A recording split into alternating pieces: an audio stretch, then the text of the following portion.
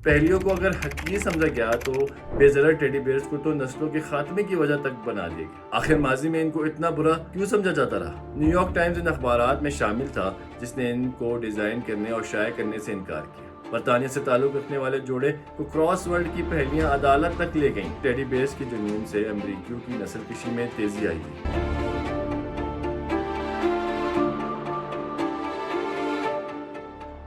बच्चे हो या बड़े, टेडी बियर के नाम से कौन वाकिफ नहीं। ऐसा गोल गप्पा सा खिलौना भालू जिसे बच्चों को तोहफा देने के लिए सबसे ज्यादा पसंद किया जाता है। और बात सिर्फ बच्चों की ही नहीं बल्कि बालिग अफराद भी टेडी बियर देकर एक दूसरे से मोहब्बत और अपनायत के इजहार करते हैं। ताहम एक वक्त वो भी था जब न्यूयॉर्क टाइम्स और ब्रिटिश टाइम्स जैसे मोतबर खबर रसां इदारे भी इन टेडी बियर्स को गैर समाजी, फजूल, यहाँ तक कि कौमी खतरे की अलामत के तौर पर सामने लाते रहे। टेडी बियर्स के साथ साथ क्रॉस वर्ल्ड पजल पहेलियां भी एक जमाने में वक्त ज़ाय करने और फारिग लोगों के मशगले के तौर पर तनकीद की जद में रहीं। ताहम बहुत बाद में इन्हें एक दानिशवराना तफरीह के तौर पर दिखाया गया। माई तफरीहत का लाजमी सच समझे जाने वाले टेडी बियर्स और क्रॉस वर्ल्ड पजल्स तारीख के किसी मोड़ पर सख्त तनकीद की जद में रहे। क्रॉस वर्ल्ड पजल पहेलियों को अगर हकीर समझा गया तो बेज़रा टेडी बियर्स को तो नस्लों के खात्मे की वजह तक बना दिया। आखिर माजी में इनको इतना बुरा क्यों समझा जाता रहा? तो पहले बात करते हैं क्रॉस वर्ल्ड पजल के शहर की और फिर बताएंगे टेडी बियर से मुतालिक तोहमात क्या थी। पहली बार क्रॉस वर्ल्ड पजल 19वीं सदी में इंग्लैंड में बच्चों की तफरीह के लिए पेश किए गए।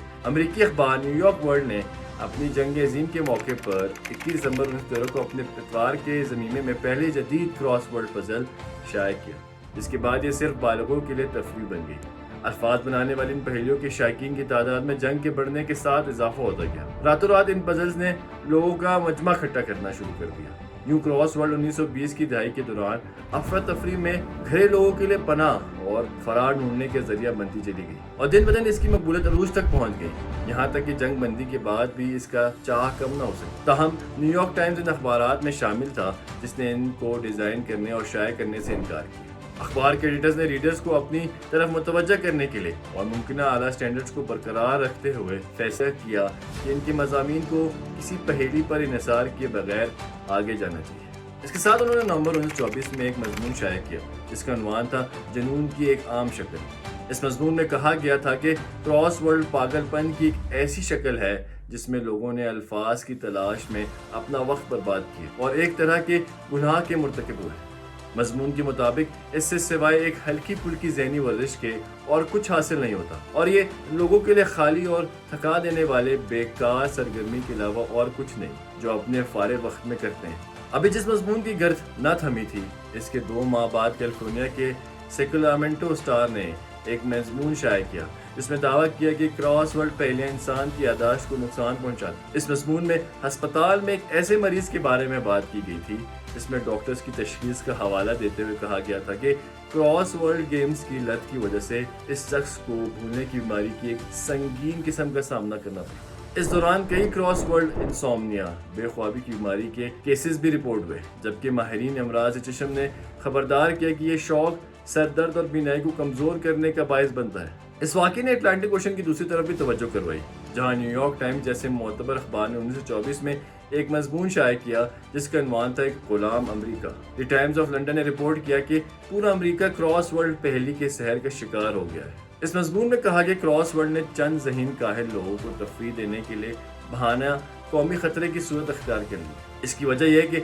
अंदाज़ा लगाया गया था कि 1 करोड़ से ज़्यादा लोगों ने हल करने में हर दिन आधा घंटा सर्फ किया, जबकि इस दौरान वो मौसर काम कर सकते थे। उनका मजीद कहना था कि मजदूरों की हड़तालों से ज़ाया होने वाले वक्त से कहीं ज़्यादा पैदावारी सरगर्मी का नुकसान क्रॉस वर्ल्ड पजल्स खेलने में गुजरता है। अगले साल बरतानिया के बादशाह जॉर्ज पंजुम की अहलिया क्वीन मेरी के साथ साथ शाही खानदान के दीगर अरकान भी इस शौक के आदी हो चुके थे। ताहम इस खेल को सुस्त तरीन और गैर मिलनसार आदत के तौर पर हकीर ही जाना जा रहा। बरतानिया से ताल्लुक रखने वाले जोड़े को क्रॉस वर्ल्ड की पहेलियां अदालत तक ले गईं, जहां बीवी ने अपने शौहर को रात गए तक क्रॉस वर्ल्ड खेलने के बायस दिन के 11 बजे तक सोने की शिकायत पर मुकदमा कर दिया। क्रॉस वर्ल्ड पजल के खुदगर शायकीन को लाइब्रेरी से मुश्तार लिए गए और अखबारात को जमा करने से रोकने के लिए अवामी लाइब्रेरीज ने पजल में दी गई खाली जगहों को हाथ से क्रॉस करना शुरू कर दिया। गोया क्रॉस वर्ल्ड पजल के शायकीन से ऐलान जंग कर दिया। 1 फरवरी 1930 को खामोशी के साथ टाइम्स ऑफ लंदन ने अपना पहला क्रॉस वर्ल्ड पजल शाये किया।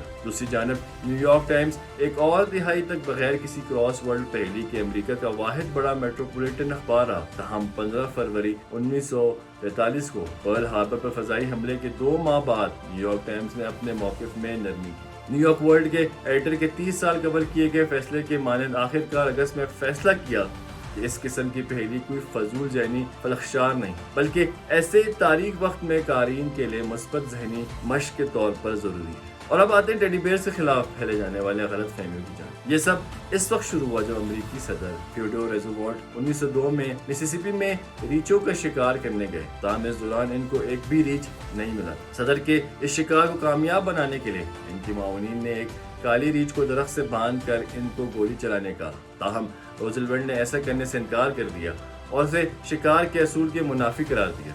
इस वाक़े की खबर दूर दूर तक फैल गई और इसे फैलाने वालों में सर फहरिस्त अखबार वॉशिंगटन पोस्ट था, जिसमें खबर के साथ एक कार्टून था और इसी ने ब्रुकलिन कैनेडी स्टोर के मालिक मोर्स मैक्यूटूम को टेडी बेयर्स बनाने की तरकीब दी। रूज़वेल्ट से इनका प्यार का नाम इस्तेमाल करने की इजाज़त मांगने के बाद उन्होंने अपने टॉय का नाम टेडी बेयर रखा और इसे हॉट केक की तरह बेचना शुरू कर दिया, जिसे लोगों ने हाथों हाथ लिया और जल्द ही टेडी बेयर्स अमेरिकी बच्चों के खिलौनों का लाजमी हिस्सा बन गए। लेकिन यही बात माइकल जी एस्पर नामी पादरी के गुस्से का सबब बन गई। मिशिगन में सेंट जोसेफ चर्च के मेंबर से पादरी ने इसके खिलाफ तबाहकुन महाज खोल दिया। उन्होंने कहा, आज इस कौम को दरपेश सबसे बड़ा खतरा नस्ल खुदकुशी है और इसी ने भी हमारे बचपन की रवायतें गुड़िया को टेडी बेयर के नाम से परवान चढ़ाया। इस तरह घिनौनी शैतानियत को फैशन के तौर पर तब्दील करके इसकी हौसला अफजाई भी की जा रही है। इनको खदशा था कि टेडी बेयर्स लड़कियों को अपनी जिन्स के असूल समझने जाने वाले अनासर से दूर कर रहे हैं और इनमें माँ बनने की जबलत को